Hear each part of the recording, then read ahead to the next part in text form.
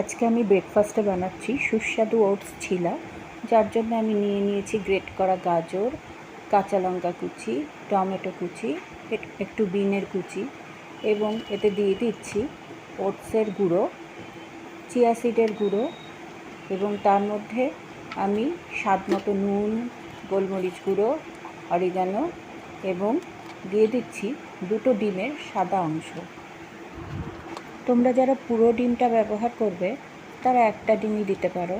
আমি যেহেতু পুরো ডিমের কুসুমটা ব্যবহার করিনি, তাই 2টো ডিমের সাদা অংশ এখানে ব্যবহার করেছি। এবার ভালো করে মিশ্রণটা মিশিয়ে নিয়ে ফ্রাই প্যানে তেল গরম করে তাতে মিশ্রণটা ঢেলে দেব।